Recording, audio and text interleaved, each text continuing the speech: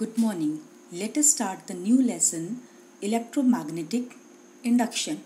In this lecture, I am going to cover the topics magnetic flux, Faraday's experiment, Lenz's law and motional EMF.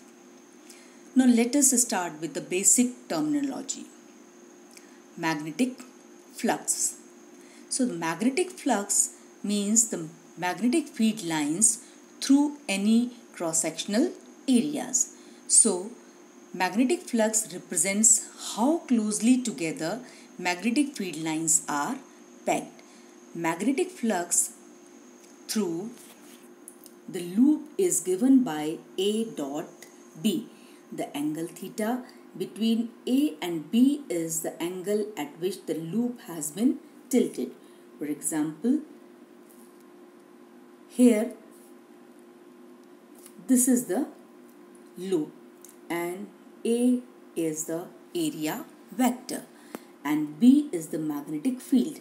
So magnetic field and area vector, the angle between these two is known as theta.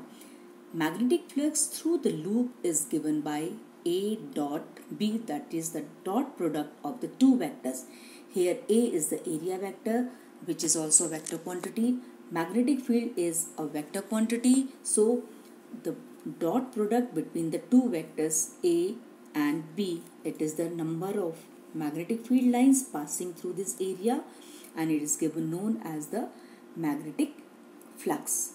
Now magnetic flux is higher for stronger magnetic field lines, because the stronger field line means the more number of field lines passing through any area. So higher magnetic field means strong magnetic field lines, or stronger magnetic means the more lines. In the easiest case, with a constant magnetic field B and a flat surface A, the magnetic flux is given by phi m is equal to A dot B, or phi m is equal to AB cos theta. Unit of the magnetic flux is Weber, or we can say 1 Tesla meter square. Tesla is the unit of magnetic field, meter square is the unit of the area, so we can say that is Tesla meter square, or 1 Weber is equal to 1 Tesla meter square. So Weber is the SI unit of the magnetic flux. Now graphical representation of the magnetic flux. Now if this is the area through which these lines are representing the magnetic field lines, so the magnetic field lines passing perpendicular to the or the surface perpendicular to the magnetic field lines, so number of magnetic flux is proportional to the number of field lines that passes through a surface. So magnetic field lines, that is number of magnetic field lines that are passing through a surface. Now magnetic flux. So an electric current arises in a closed wire loop when it is moved through a magnetic field. An arbitrary shaped surface can be placed through the loop and thus flux calculated. So here it is an arbitrary surface of any shape.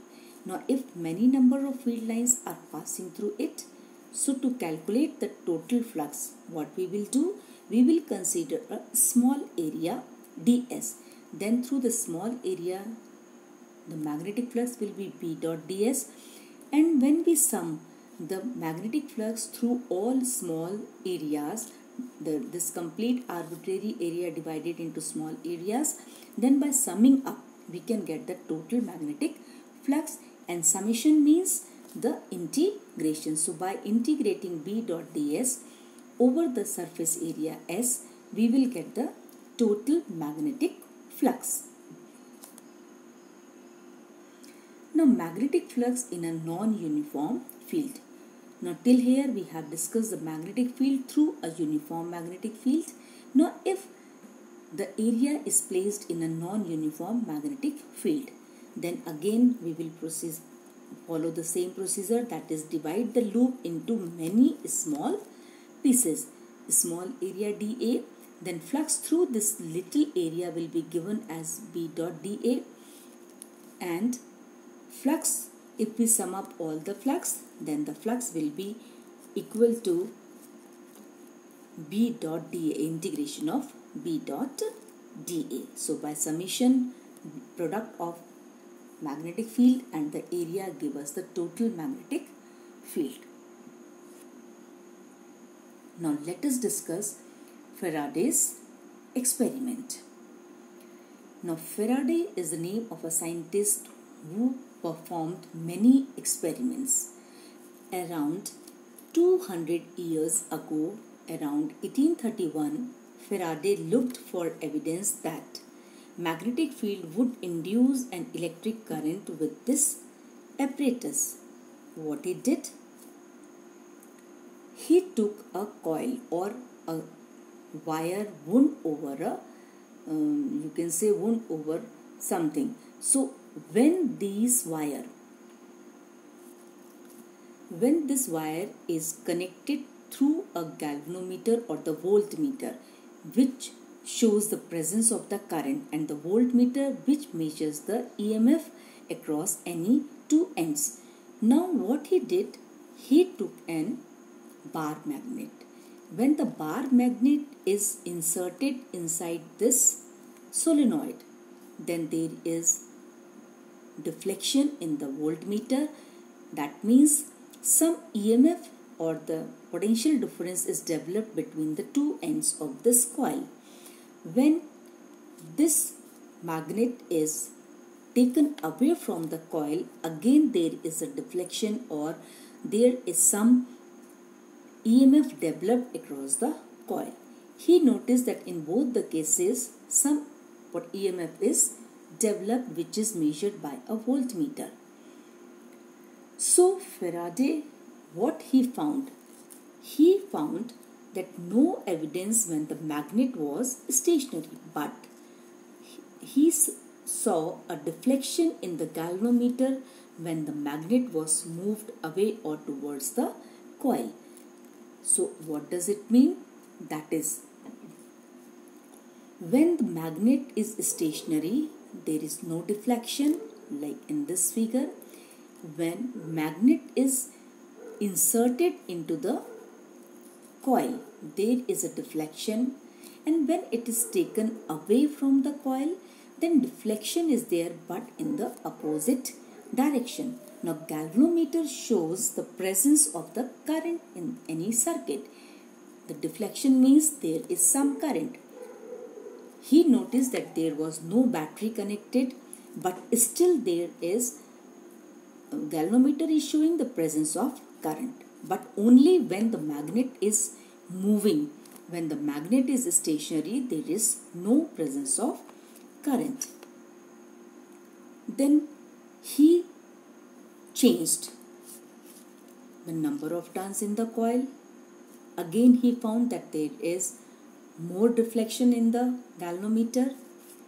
If we change the relative speed of the magnet and the coil, then again a different type of EMF, means the amount of EMF is different.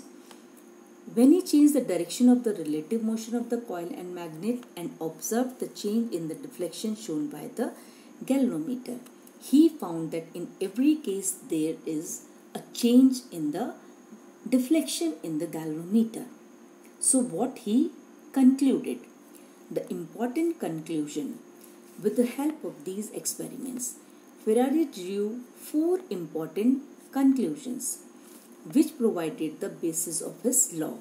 The galvanometer showed deflection whenever there was a relative motion between the magnet and the coil. Remember or listen carefully, there is a relative motion. Relative motion means either the magnet is moving or the coil is moving. The deflection was more when the relative motion was faster or less with the relative motion was slower. So when the relative motion means when the magnet and the coil they are coming closer with a very fast speed, then there is more deflection, and when the deflection is less, it means their relative motion is slow. The direction of the deflection changed if the polarity of the magnet was changed. Means if north pole is bringing in first case and then south pole is bringing in towards the coil, then the direction of the deflection is different. The deflection in the galvanometer changes with the change in the number of turns of the coil. More the number of turns, greater the deflections. So these were the conclusions by the Faraday when he performed the experiment. Again, moving the magnet changes the flux. Changing the current changes the flux. Means if the current is flowing through any coil, then the EMF, or the first experiment in which only the magnet is brought near the coil. In this experiment already there was a current, means some magnetic field is there. So when another coil is brought near to the current carrying coil, again EMF is produced, or there was the deflection, and this deflection is again based between the relative motion, the number of turns, the speed and everything. So Faraday law, he concluded that changing the flux induces an EMF. By the help of these above experiments, he concluded that changing the flux induces an EMF, and he found that this EMF is E is equal to minus del phi b upon del t. Del phi upon del t means rate of change of magnetic flux. Rate of change of magnetic flux. So EMF induced in the loop is equal to the rate of change of the flux through that loop. So Faraday's law, if we sum up the Faraday's law, so what is it? The induced EMF in a wire loop is proportional to the rate of change of magnetic flux through the loop. On the basis of the above experiments, Faraday concluded one law, that is, the induced EMF in a wire loop is proportional to the rate of change of magnetic flux through the loop. So there was the two laws. First law, that changing the flux, EMF is induced. Secondly, the EMF induced in the wire is proportional to the rate of change of the magnetic flux through the loop. So magnetic flux phi is equal to perpendicular magnetic field BA or BA cos theta. So unit of magnetic field Weber, or 1 Weber is 1 Tesla meter square.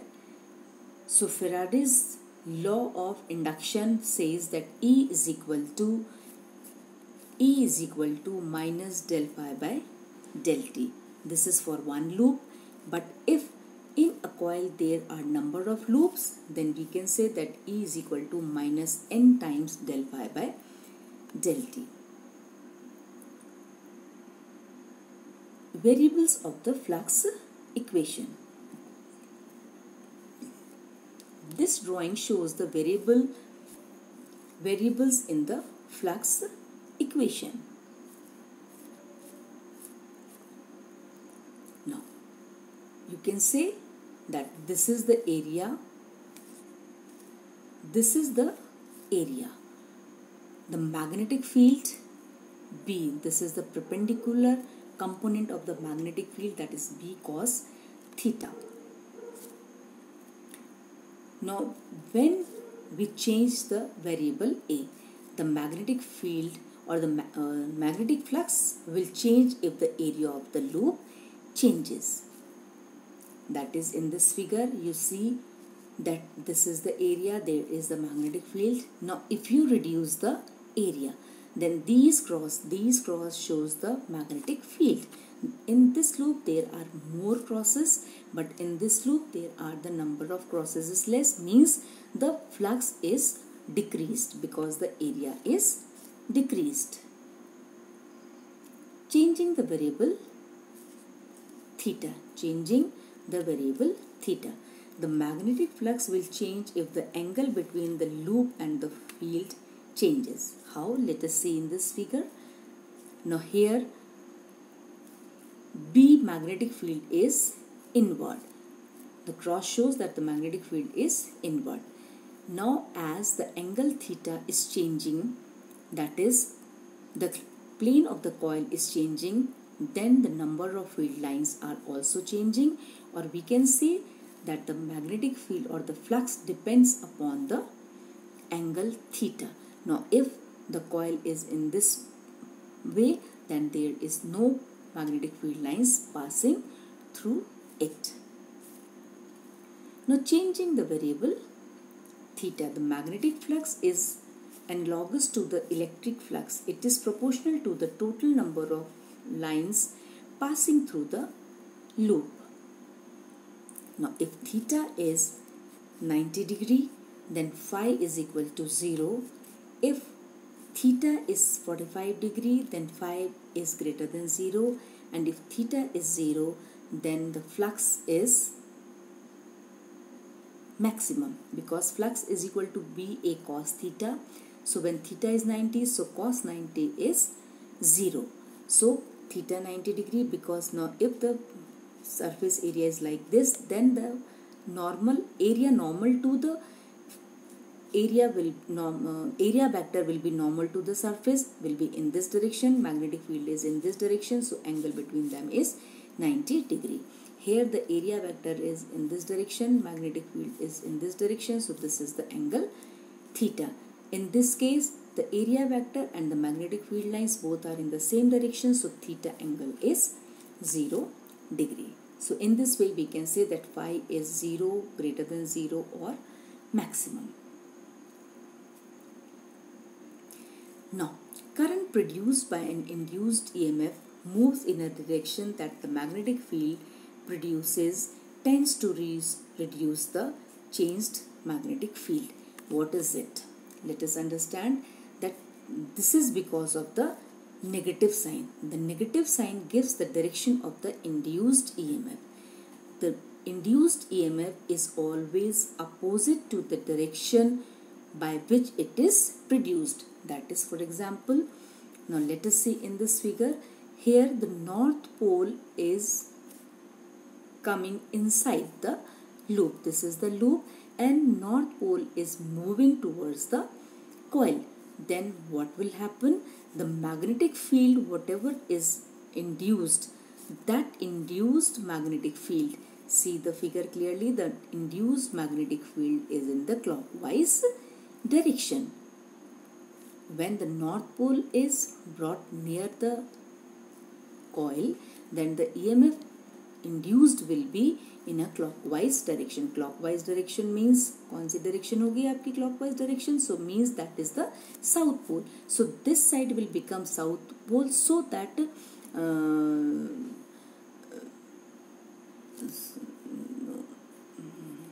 this will become the north pole, not the south pole, because if the north pole is coming towards the coil, then this side will behave as a north pole.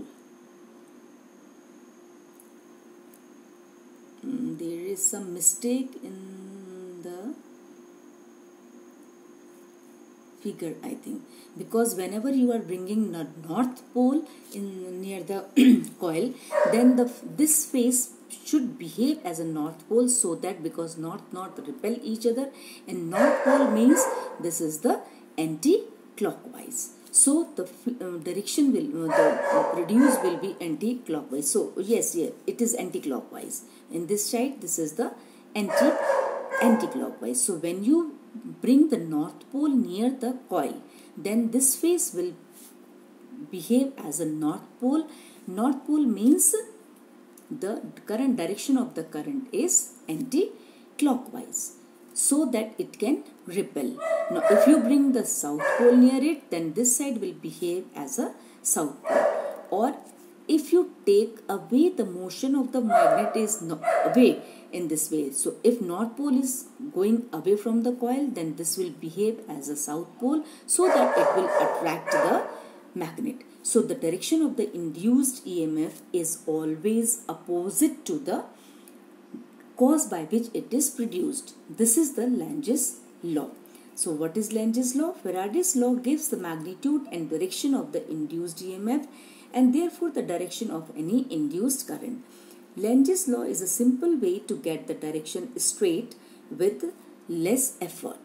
According to the Lenge's law, the induced EMF is directed so that any induced current flow will oppose the change in magnetic flux, which causes the induced EMF.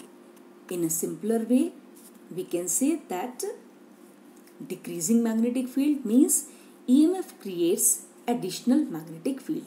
Because it is decreasing, so we have to add something in it. So EMF creates in such a way that it will add the magnetic field. If the flux is increasing, then EMF creates opposite magnetic field. So the most important point of Faraday's law, a changing magnetic field produces or creates an electric field. Now here you can see that two types of electric fields.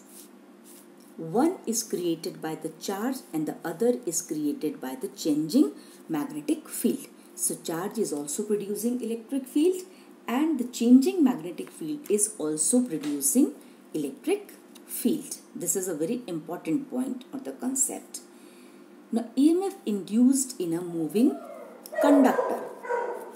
Now image shows another way the magnetic flux can change. Now here, if this rod, this is a conductor and dot shows that magnetic field is in the outward direction, the length of the conductor is L. Now this conductor is moving towards the right side with velocity V. Then what happens? Let us see that EMF is induced in a moving conductor. Now if this conductor is moving outward direction, then EMF is induced. How it is induced? Let us see.